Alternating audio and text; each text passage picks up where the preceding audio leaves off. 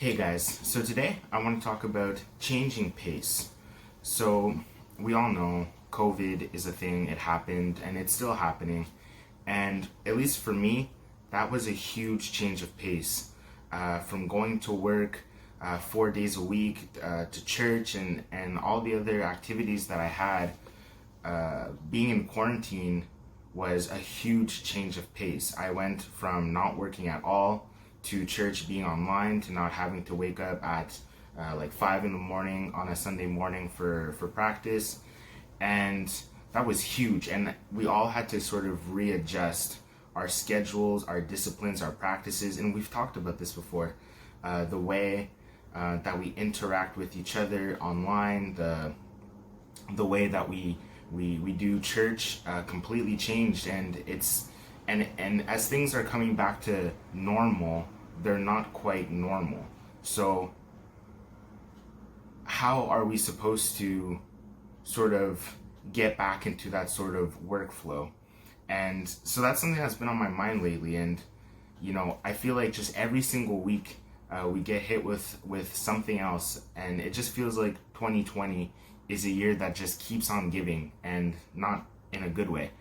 And yeah, it's so easy for us to sort of get into these different types of mindsets that sort of entangles us, and it can be so negative. And we start to see our mood shift. We start to see sort of our hearts be swayed into so many directions. It feels like our families are breaking apart. It feels like our friendships are lacking something, and we start to feel sort of this emptiness. And I know this isn't the case for everyone, but sometimes our discipline just starts to shoot. And as we start to get further from God, we start to feel our hearts shift away as well. And see, this isn't something that just happens from today to tomorrow. It's something that happens little by little as we start to neglect balance in our life. And so, super important that we take control of our pace, that we bring our pace to God, and we ask God, help me through the changes that are happening every single day, every single week. And it's so important that we're able to guard our hearts, and we're able to guard our minds, and we're able to stay in that connection with God to help strengthen us. Because as we start to get further away from God, we start to make bad decisions. And of course, there's the grace and love of God, but so much pain can be avoided when we continuously strive to be closer with God.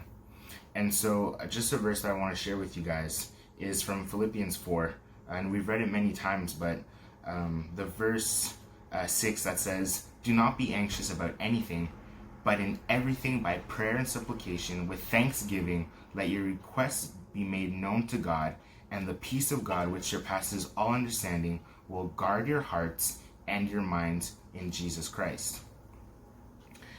And so it's sort of like weird, but a good way to sort of guard your mind, to guard your thoughts, and to guard your heart is to add things to your daily routine that will help you sort of identify what is going on inside of you. So maybe for you, that means turning off the TV for 20 minutes a day and just having some quiet time with God.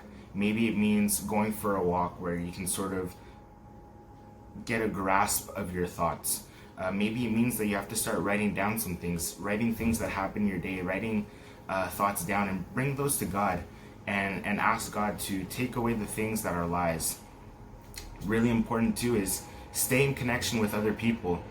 Share your thoughts with other people. And we've talked about this at youth, and it's a great way to go deeper into the Word and to have a better understanding of what we're reading and we're learning. So just a verse to conclude is Philippians 4 verse 8 that says, "Finally, brothers, whatever is true, whatever is honorable, whatever is just, whatever is pure, whatever is lovely, whatever is commendable, If there is any excellence, if there is anything worthy of praise, think about these things. What you have learned and received and heard and seen in me, practice these things, and the God of peace will be with you. So I just think, get your thoughts back in order. Let God decide the pace of your life. And as we go back to school, and as we're getting back into our workflow, and as church is opening up again, just make it right with God and get your heart in the right place. See you guys.